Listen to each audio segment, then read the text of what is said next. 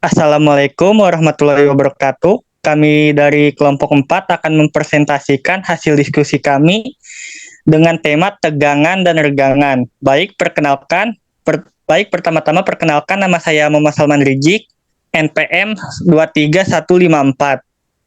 Saya Jorgi Fernando dengan NPM 23145. Saya Muhammad Zulfadli dengan NPM 231148. Saya Muhammad Naufal dengan NPM 23152. Saya Muhammad Irfan Najis dengan NPM 23164.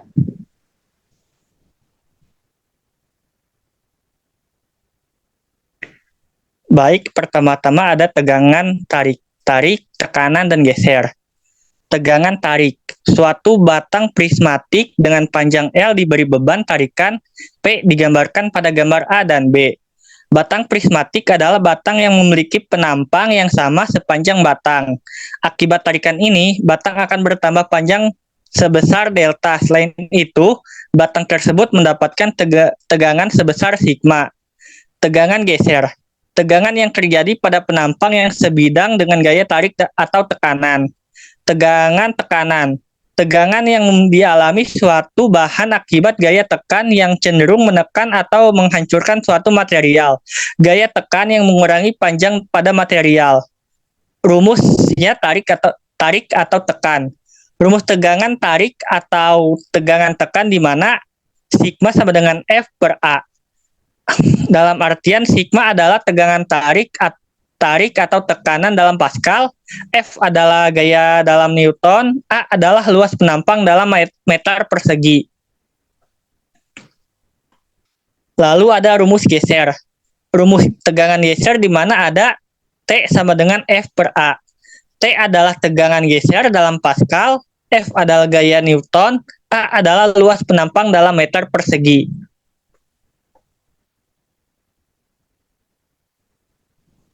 Selanjutnya ada balok tanpa tulangan.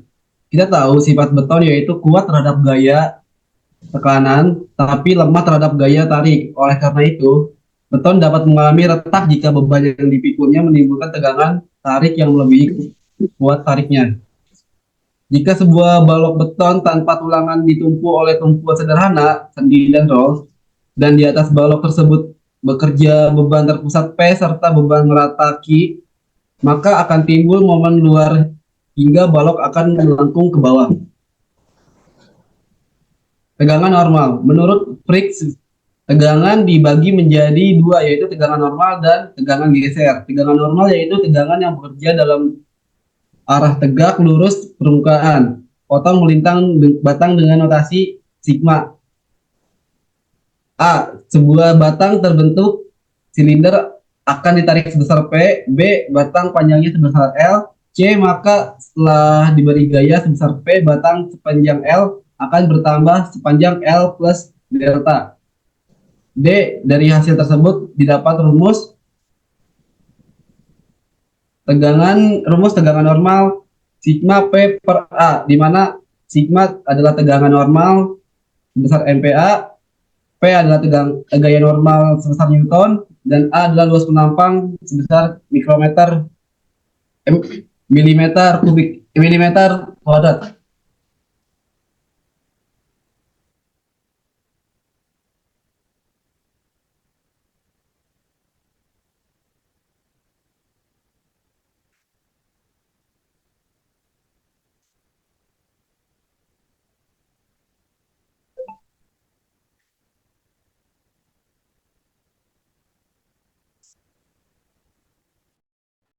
Baca Pal.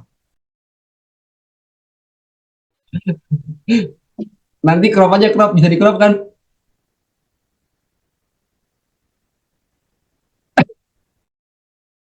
Satu, bagaimana hubungan antara tegangan dan regangan dalam material? Apa yang terjadi pada material ketika tegangan atau regangan berubah? Tegangan adalah gaya yang diberikan oleh molekul-molekul terhadap luasan penampang, dan regangan adalah pertambahan panjang suatu benda terhadap panjang mula-mula yang disebabkan oleh adanya gaya luar yang mempengaruhi benda. Tegangan berbanding lurus dengan tegangan dan berbanding terbalik terhadap keelastis misalnya. Hukum Hooke menyatakan bahwa hasil regangan akan berbanding lurus dengan tegangan. Ketika tegangan atau regangan berubah pada suatu material, material tersebut dapat mengalami beberapa perubahan. Contohnya, material yang awalnya keras dapat menjadi lunak jika dikenai regangan yang cukup besar. Selanjutnya,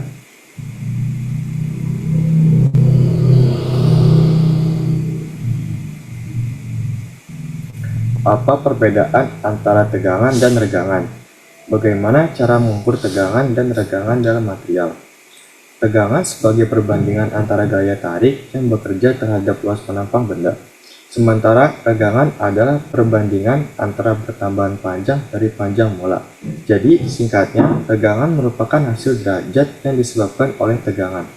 Tegangan dan regangan sering diukur menggunakan alat-alat seperti tensiometer, ekstensometer, atau strain gauge yang dipasang pada material. Data yang diperoleh kemudian dihitung untuk mendapatkan tegangan dan regangan yang sesuai.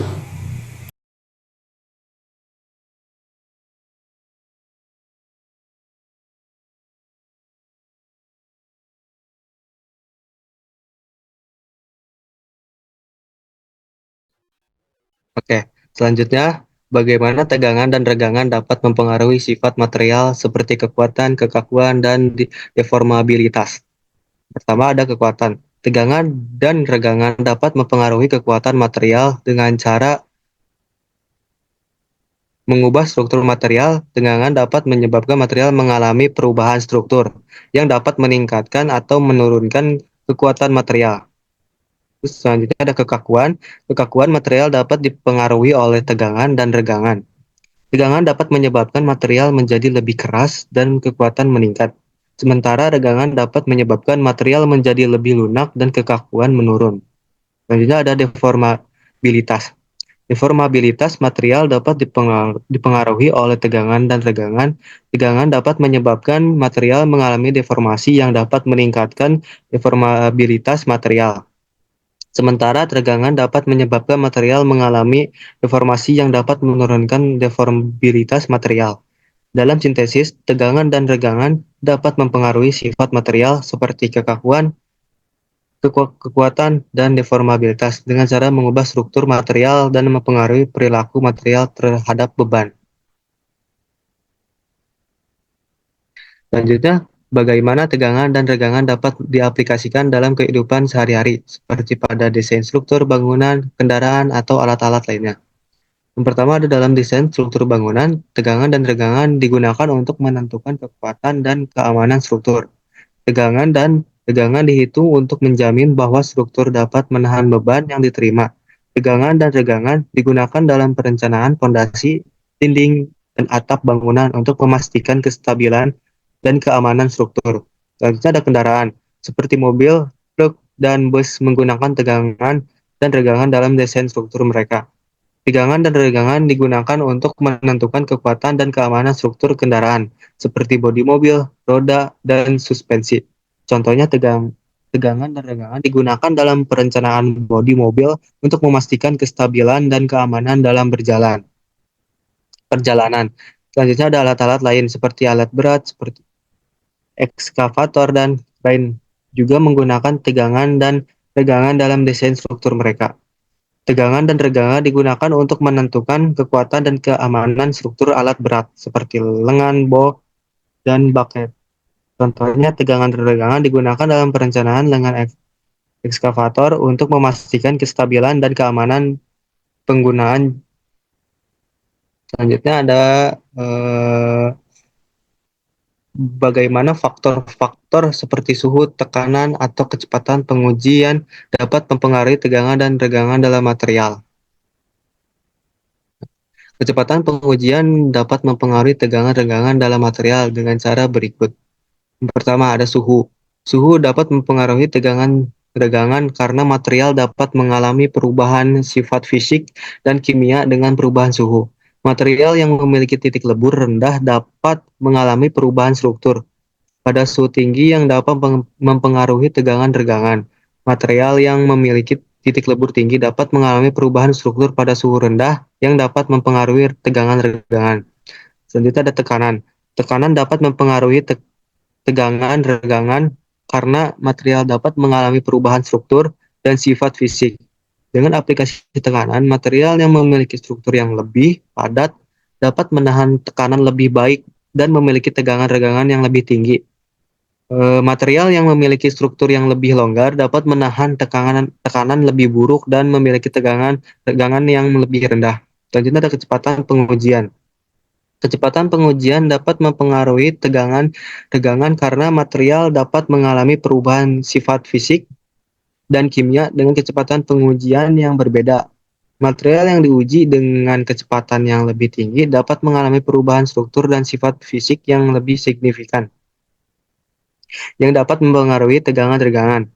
Material yang diuji dengan kecepatan yang lebih rendah dapat mengalami perubahan struktur dan sifat fisik yang lebih kecil, yang dapat mempengaruhi tegangan-regangan.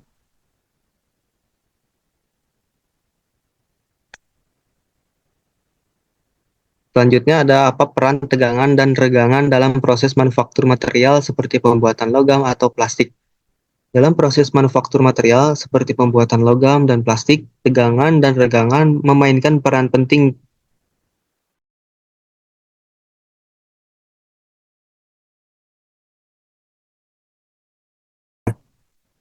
Regangan merupakan sebaliknya, perubahan ukuran atau bentuk material dihasilkan oleh aplikasi tegangan. Ada dua proses dalam manufaktur logam. Yang pertama ada dalam proses manufaktur logam, tegangan digunakan untuk mengubah bentuk material logam seperti dalam proses pengecoran logam, pembentukan plat logam, atau proses pembukuan dengan cetakan. Tegangan yang dihasilkan oleh aplikasi tegangan ini dapat membantu mencapai bentuk yang diinginkan dan meningkatkan kualitas produk. Yang kedua ada dalam proses manufaktur plastik. Tegangan digunakan dalam proses seperti injeksi, blow molding, atau thermoforming untuk mengubah bentuk material plastik. Tegangan yang dihasilkan oleh plastik tegangan ini dapat membantu mencapai bentuk yang diinginkan dan meningkatkan kualitas produk. Contohnya dalam proses blow molding, udara tekanan tinggi digunakan untuk mengembangkan material plastik cair dan membentuk produk plastik akhir. Baik, selanjutnya ada bagaimana tegangan dan regangan dapat digunakan untuk memprediksi kegagalan material seperti retak atau pecah.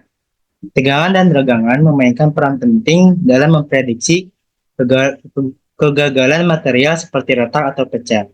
Kegagalan material dapat terjadi ketika material mengalami deformasi yang berlebihan, seperti ketika tegangan yang diterapkan melebihi batas tegangan oleh material. Selain itu, analisis tegangan regangan juga digunakan dalam pengujian material untuk menentukan kekuatan material. Pengujian tarik misalnya digunakan untuk menentukan batas tegangan leleh dan kekuatan material. Diagram tegangan regangan material digunakan untuk menentukan batas keamanan material, dan analisis tegangan regangan digunakan dalam pengujian material untuk menentukan kekuatan material. Selanjutnya,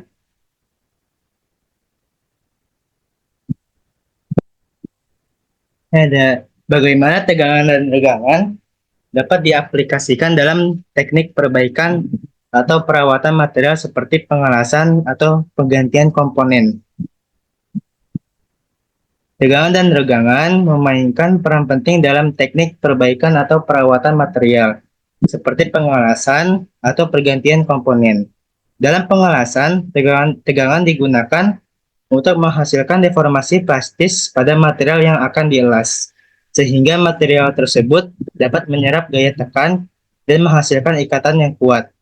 Regangan yang dihasilkan oleh deformasi plastis ini membantu menghasilkan struktur yang lebih kuat dan tahan lama. Dalam pergantian komponen, tegangan dan regangan digunakan untuk menentukan kekuatan material yang akan digunakan. Material yang memiliki tegangan leleh yang lebih tinggi dan regangan yang lebih kecil lebih cocok untuk aplikasi yang memerlukan kekuatan dan ketahanan yang lebih tinggi. Regangan yang dihasilkan oleh aplikasi tegangan ini membantu menentukan batas keamanan material dalam aplikasi yang berbeda. Yang kemudian, bagaimana tegangan dan regangan dapat diaplikasikan dalam bidang-bidang ilmu lain seperti kedokteran, fisika, atau teknik sipil. Dalam ilmu kedokteran, tegangan dan regangan digunakan untuk memahami struktur tulang dan juga jaringan ikat. Contohnya dalam analisis kekuatan tulang. Tegangan dan regangan membantu memprediksi kemampuan tulang untuk menahan beban dan mengalami fraktur. Kemudian di ilmu fisika, tegangan dan regangan digunakan untuk memahami perilaku material dan strukturnya. Contohnya dalam analisis kekuatan material, tegangan dan regangan membantu memprediksi kemampuan material untuk menahan beban dan mengalami deformasi. Kemudian di teknik sipil, tegangan dan regangan digunakan untuk memahami perilaku struktur bangunan dan jalan raya. Contohnya, dalam analisis kekuatan struktur, tegangan dan regangan membantu memprediksi kemampuan struktur untuk menahan beban dan juga mengalami deformasi. Nah, kemudian yang terakhir ada apa tantangan atau